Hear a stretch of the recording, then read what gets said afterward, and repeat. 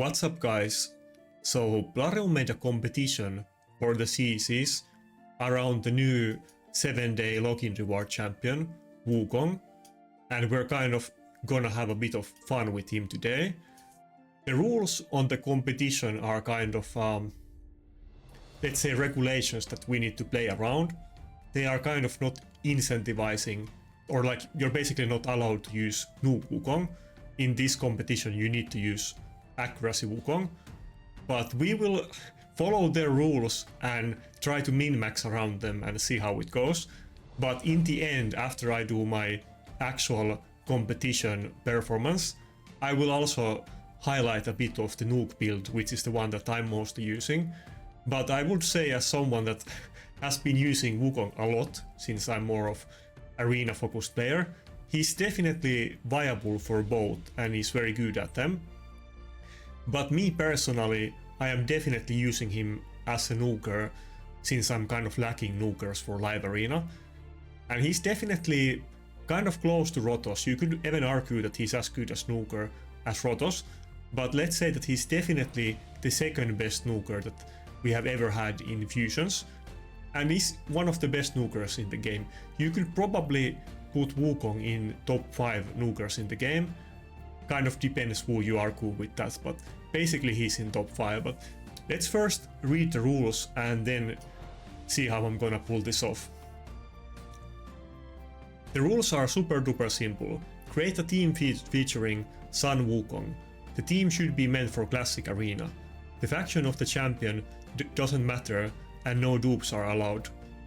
You can discuss your picks, strategies, gears, so on, sharing some knowledge with your audience on how to build a powerful arena team with Sun Wukong. Now, I would definitely say that how you want to use him kind of depends, but if you actually are like competitive in classic arena, then the only way really to use Sun Wukong as a support build is going to be with resistance, and in the high level that's not really even viable because people are gonna have 6-star polymorphs on their champions. And as you may know, how polymorph works is that every time you get debuffed or you have a buff removed, you have a chance to proc the polymorph on the enemy, and it's not counted just once per skill, but for each individual instance of them. So let's say that the enemy Duchess has 4 buffs and then Wukong does the A3, he has like a chance for every buff that he removes to get polymorphed, and then for the block buffs debuff that he's gonna place. So you actually have 5 chances to get polymorphed, which is basically guaranteed polymorph if the enemy has 6-star blessing. So that's kind of iffy, but people still do use it a lot in live arena, because what he does well with the, not the A3, the A3 is very good, but it's kind of more RNG heavy, but the A2 basically polymorphs one target, and it's the only thing in the game apart from lockout that goes through Stone Skin, which is very powerful. So he's basically the best way to counter Stone Skin. Something like slow enemy ultimate Death Knights, that can be very annoying.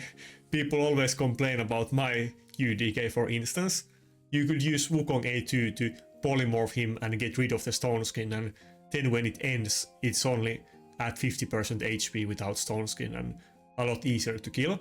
But I would say in general, for classic arena, since this competition specifically mentioned classic arena, the support build is kind of iffy. Like, nobody is really using it in top platinum arena, let's be honest. Nobody is really using the Nuke build either, but I would say that it's more viable than the support build. But as far as live arena goes, it's super RNG already, and the support build is very good there. And I'm not saying that the support build isn't good, but for the top competitive platinum arena it's basically not viable. But let's read the rest of the rules. You should be in gold 5 or platinum tier arena, and I was actually talking with them about this, and I was saying that could we either just do one, that either make it in platinum or only or gold only. But they basically, we had a vote about it and most people I think voted for platinum, but then in the end they decided that you can do it on either one so that everybody can participate in it. But as you can see later in the rules, this competition is gonna be about how long the fights last, or who does the fastest fights. So obviously as a competitive player, I'm not gonna do this in Platinum Arena because I'm gonna get a lot faster fights in Gold 5. But fight the whole list of opponents, 10 battles in total. If you are unsatisfied with opponents, you can refresh the page twice before you start battles. Get at least 5 wins. You should place at least one cheap debuff in each battle using Sun Wukong's A2. So this was the point that I was alluding to earlier, that basically in this competition you must use the support build, because if you're using it in Nuke build, you're gonna kill the enemies before you get to sheep them. But that's fine, we're gonna use it the way that the competition intends, and then afterwards I'm also gonna highlight or showcase the Nuke build, which I think is very good, especially for live arena. You can't surrender on purpose or choose the weakest one-man defense team, so we're gonna have to skip one-man defense teams. This doesn't mention anything about like bad teams in general or 2-man or 3-man teams, so I'm gonna assume that those are okay, but I'm gonna skip one-man defense teams. You can't use test server. The one with the fastest average time for completing the battles wins. So this is what I mean, that if you actually are serious about this competition, you can't do it in Platinum. I mean, maybe if you have like a warlord and you have very powerful accounts, maybe it could be almost the same time, but for me, I don't have those options. I'm definitely gonna do it in gold to get faster fights, but if it was in Platinum, which I was suggesting, I definitely would have done it that way as well. Upload the video to your channel. Okay, we will. Okay, yeah, those were basically the rules, and then there will be some game prizes for the audience of the winners, but that's basically the rules. And like the core thing that we need to know, that this is a speed battle and you need to win 10 fights, and you can fight one-man defense teams, and you need to polymorph one champion in every fight, otherwise it doesn't count. So if I have a fight where the enemy doesn't get polymorphed, then I'm just gonna either surrender it and start a new one, or maybe see if I can make it last long enough that I can do a second A2. But here's basically the build that I'm gonna run. It's nothing special, but it's kind of the standard build that you would see in live arena, like support Wukong, except that it would probably be built in resistance, but I built it in the normal way this time, just to make this as fast as possible. And I'm basically gonna use him in a speed team with Arbiter, Nakarada and Tranda. My Arbiter is kind of in a weird build with Swift Parry, but I don't use him that much, and I used to run my Arbiter in Stone Skin, but my Helicat is right now in my Arbiter gear, so I'm just running this kind of weird setup, but it's kind of fast Swift Parry that is kind of tanky, but it's not really fast enough for the top classic or live arena. But I do still use it sometimes, and then I'm basically gonna run my Tranda in my Wukong gear, which I'm gonna swap after this video, or towards the end of this video. But it is a basic Nuke build with kind of medium speed and high damage. And then I'm just gonna run Nakarada for protection, so that I can make the fight hopefully last as little as possible. Oh, there it is. And it is in kind of medium speed bolster build. Okay, so I already tried to do this video a couple times, but I kept noticing that I didn't get polymorph, and they were kind of illegal entries that didn't count. So I'm gonna have to try again and try to make sure that the battles count this time. But the rule said that we need to win 10 fights, or it didn't say, yeah, it said that we need to win 10 fights, and we can do a couple refreshes, we can't fight one-man teams, and we need to always polymorph one champion in every fight, so I need to be careful with that, but let's go. Let's actually go for a polymorph in their Wukong, so that he doesn't polymorph somebody in my team and make this fight a lot slower than it has to be. Actually, I should have focused somebody else, because Wukong is just gonna get revived, and I guess everybody in his team is gonna get revived again. Ah, I was a bit too slow there. I should have focused the Wukong with Tranda A2 so that everybody would have died. That's kind of funny. We had pretty slow fight against that kind of meme defense team, but it is what it is. Hopefully I will get all of the fights under 20 seconds, but we will see how it goes, or the rest of the fights. Basically, I could do maybe 10-second fights with this team, but it depends on the RNG. Okay, let's skip that one. This would definitely be the fastest if you had Lockout and Void Affinity Nuker, something like Baron, Georgit, or what else? Baron, Georgit, or Taras. I think Lockout one of those nukers, and then maybe double speed boosters, maybe like Arbiter and Siphi. That probably would be the easiest way to do this, but we kind of have to make do with what we have, and it may be a bit scuffed, but I'll try to do it as fast as I can. Now, obviously, these fights aren't quite relevant in like top-end classic arena, like in Platinum pushes. You wouldn't really use a support build Wukong. You probably wouldn't use Wukong at all if we're being honest, even though he's kind of meta in live arena. But if you were to use support build Wukong, it would be in resistance, and it would be against very specific teams to counter enemy stone skin on champions like Mariska or UDK. But basically, we're mostly using Wukong in this setup just to do the seep and try to do the fast fights, or as fast as possible. But after I'm done with the submission, then I'm gonna do a couple fights showcasing him in a Nuke build, which is the one that I'm actually using rather than this one. And like I mentioned before, I consider both of them pretty viable and good. But for me personally, I need Nuker more than I need a support, so I definitely prefer that build. And the Nuke Wukong actually does insane amount of damage. I think people maybe kind of underestimate how big damage dealer Wukong is, which you will see later. And he also has some... Can we do that fight? Okay, let's do one hard one and see how it goes. Maybe if I can polymorph the... Okay, he has many polymorphs in his team. This is not gonna be a fast fight.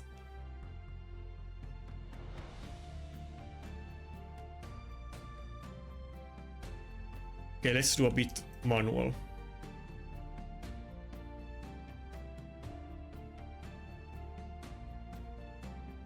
I don't want to weak hit with the A2 on the Python, so that's why I used it on the... I forgot the name, Venus, yeah, Venus. Another champion that I sadly don't have, so... we did a second polymorph and kind of made the fight slower. Yeah, I guess we have 2 more fights left. Let's try to choose them wisely. Okay, let's do one more refresh. I guess you were allowed to do 2 refresh, so...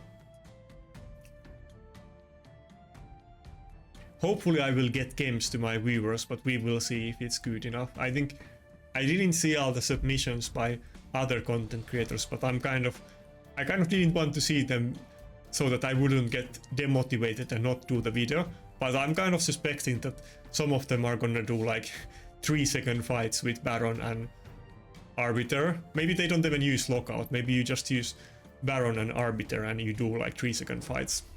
I think some people may be able to do that if they have good accounts. Or I guess you have Wukong, but you would probably do a 3-man team without a 4th champion just to get the fight faster. Okay, that was 10 fights though, so I'm probably gonna add the time that it took for me to take these fights. But now let's put Wukong in Nuke build and actually see how amazing that one is. And basically I just put, before this video, I put my Tranda on my Wukong build and I kind of made a basic support 4-piece stone skin build on Wukong, just so that he wouldn't maybe get CC'd at the start of the fights, and I could get fast submission. But now let's actually put in my normal gear and see how it looks with that. There's also some interesting mechanics about the Wukong Nuke build that we need to talk about, but let's actually find his gear first.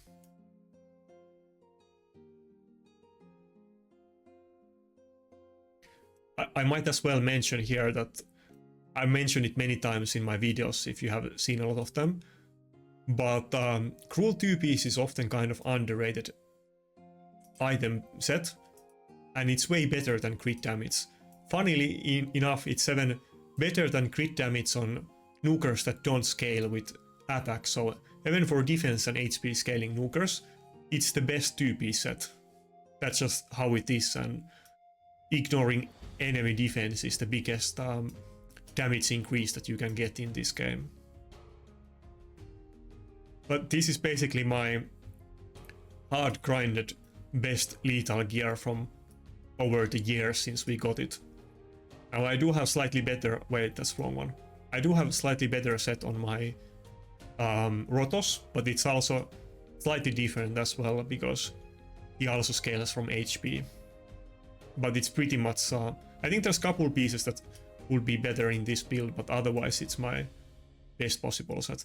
Oh, I also need to change the amulets or the accessories. I also changed them. I had the issue that I tested a couple fights and my Wukong like one-shot somebody with the A2, even when it didn't have a nuke build, because it had like attack amulet and something, so I had to change for HP amulet just to make sure that it doesn't just to make sure that it doesn't happen. But okay, so now let's get the Wukong nuke build into test, but before that let's quickly talk about his A2. So Wukong is kind of one-trick pony, not really, but on his nuke skills. The A1 is just a basic A1 that has a chance to stun the enemy and has a kind of low damage multiplier. And if you want to use him as a nuker, you probably want to build him with as low accuracy as possible so that he doesn't get polymorphed. And I know that many people like to use hybrid builds, and I think those work to a certain degree, but if you're in more higher end classic arena or live arena, you're going to get polymorphed all the time if you're not in resistance. So you kind of need to choose that either you go with accuracy and resistance, or if you go with the nuke build, then you pretty much want to go with zero accuracy. But if you're fighting more low level players, they might not have out of blessings and polymorph, and you might be able to get away with it. But A1 is just basic single hit with kind of low damage, and then the A3 is the AoE hit that can also steal out of the buffs and place block debuffs on them. And this also has very average multiplier and doesn't do that high damage. But then the main skill is the A2, and on the support build, if you don't kill the enemy, you will polymorph them for one turn, and this will go through Stone Skin and remove it. But if you're using it as a nuker build, it's kind of different. So it ignores 50% of the enemy defense, and then if it kills a target, it will attack all of the remaining enemies with the surplus damage, and that part cannot be critical, but that doesn't mean that the second part of the hit doesn't actually hit hard. So normally if you hit somebody, you kill it, and then you hit everybody else, so it's basically an AoE hit. But how this actually works in practice is that very often the AoE hit does much more damage than the original one, and the reason for that is that how this skill was coded is that the damage increasing effects from stuff like books, masteries and other effects, they get applied twice. So you get all of those damage increases when you do the A2 and you kill one target, and then that surplus damage, when that one is counted, you get all of those effects added twice. And what happens is that if you have him in a good gear, it's kind of typical that the first hit does like 300k damage, and then the splash damage does 500k damage in my gear and in my testing. So it's actually much better than it sounds on paper, but let's try to get a couple examples out of that and actually see that I'm telling the truth. But basically because of him I have been able to grind up a lot in live arena, and I'm very close to Quintus, and hopefully I will get it maybe this week or the next week.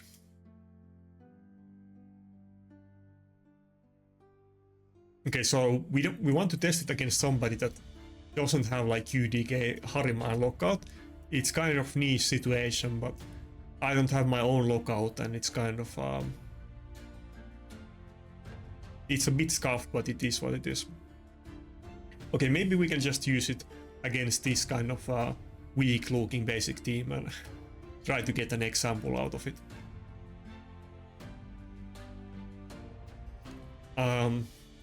We're not gonna use decreased defense or anything since it doesn't matter. If he procs Helm Smasher, then with the A2 ignoring 50%, Helm Smasher ignoring 25%, and Savage ignoring 25%, you can get to full defense ignore anyway, so we don't need anything like that. And honestly, we could probably beat this team 3-man if we want to flex on him and disrespect him a bit, but my Arbiter also isn't in Stone Skin like she usually is, so okay, so he did one-shot him, but this is actually better example this way.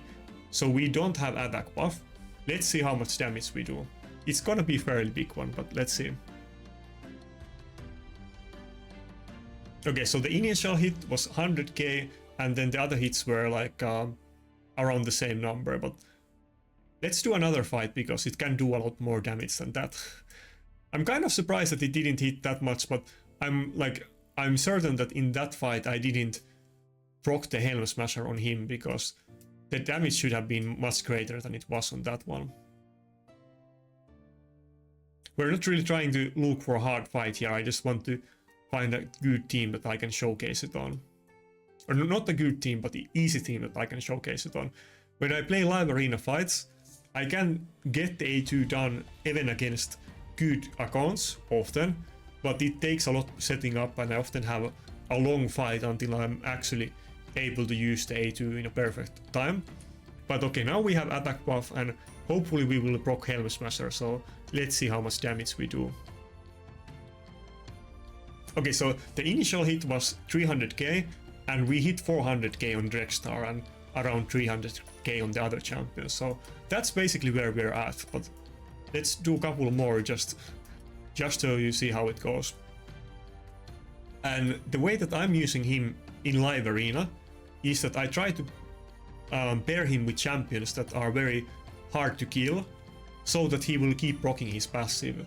I usually pair him with my very slow 6-piece Stone Skin UDK, who is very tanky, and then use other tanky champions with him like Python or Duchess or Helicat, and try to make sure that somebody in my team is alive, or that my team is extremely tanky, and then eventually Wukong will get revived with the passive at the right time and finish off the enemy team. Often I have these kind of fights that they seem completely lost, and there's no way that I'm able to catch up, and maybe they have their entire team alive and I only have my UDK and Wukong alive, and then Wukong gets revived with his passive and just destroys the enemy team.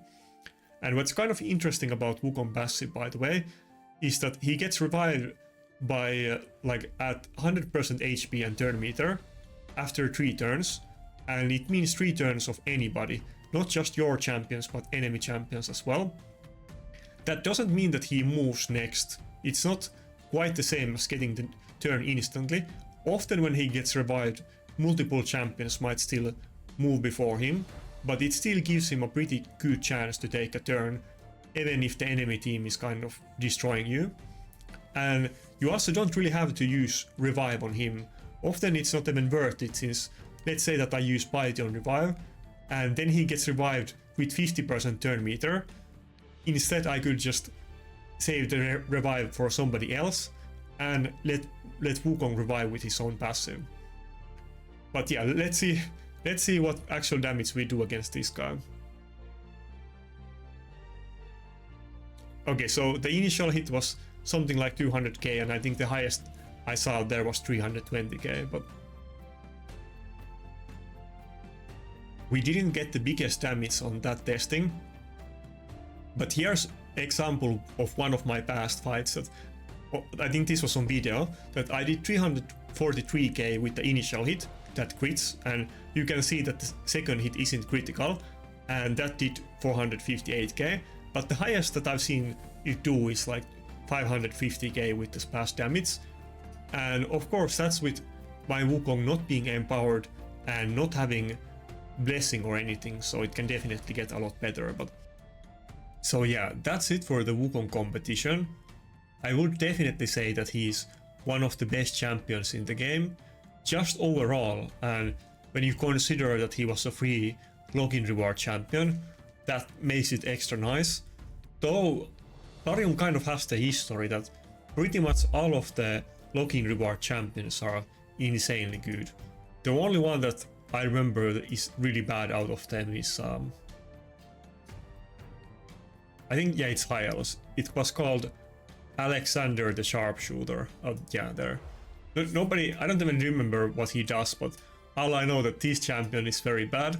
But many of the other 7-day login reward champions are very good, like UDK or Ronda or Ninja.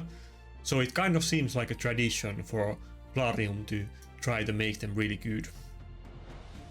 And yeah, like I said earlier in the video, that he's definitely good in both. You can basically use Wukong how you need for your arena, and he's one of those champions that you can definitely find use for him somewhere. Like maybe you need him in tag team arena, maybe you need him as a support, or maybe you need him as a nuker.